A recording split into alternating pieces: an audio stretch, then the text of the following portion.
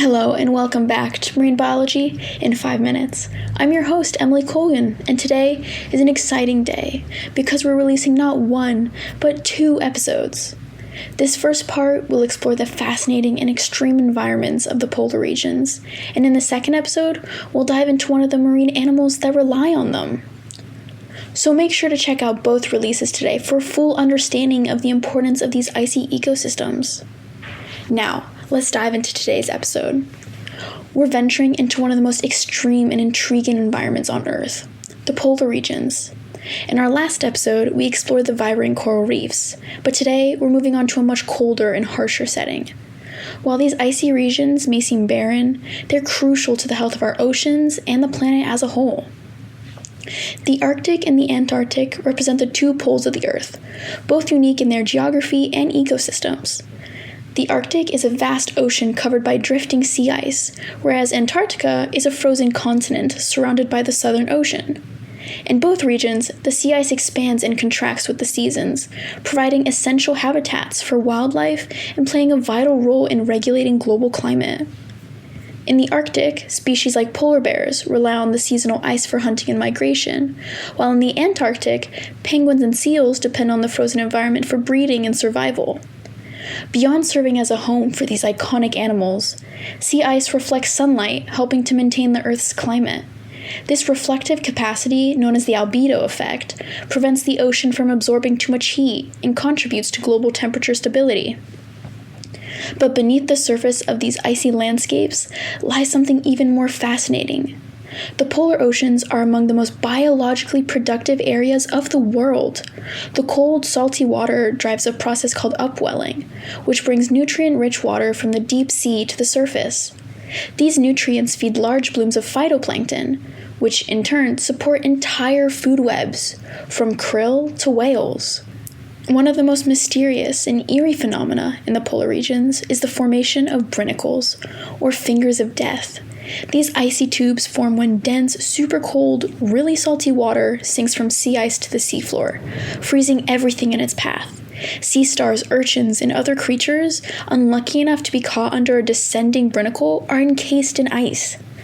Although this process is slow, brinicles are a powerful reminder of the stark and often deadly conditions of polar waters. What's especially fascinating about these regions is that they serve as global climate regulators. The freezing and thawing of sea ice help drive what's called the global thermohaline circulation, often referred to as the ocean's conveyor belt. This circulation system moves warm water from the tropics to the poles and cold water from the poles to the tropics, helping to distribute heat around the planet and stabilize climate patterns. Unfortunately, both the Arctic and the Antarctic are undergoing rapid changes due to climate change.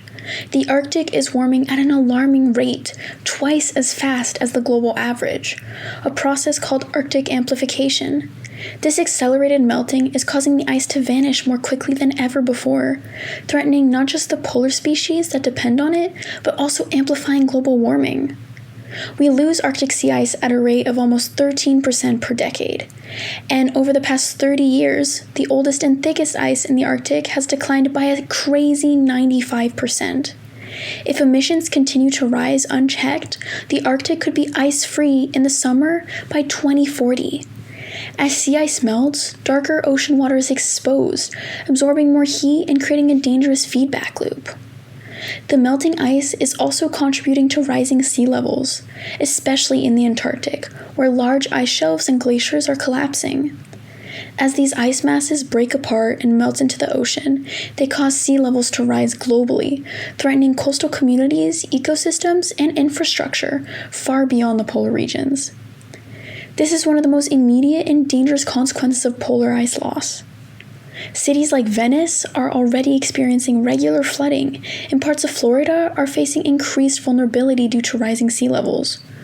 Both regions, along with many other low-lying coastal areas, are at risk of being submerged in the coming decades. The consequences are far-reaching, with millions of people, along with delicate ecosystems, in danger of displacement and destruction. So what can we do? Addressing climate change is the most important step. Reducing carbon emissions and transitioning to renewable energy is crucial for slowing down the damage to these vital regions. International agreements like the Paris Agreement are designed to limit global temperature rise and protect vulnerable environments. But we must continue to push for stronger climate action. On an individual level, we can reduce our carbon footprints, support conservation efforts, and advocate for policies that prioritize climate solutions.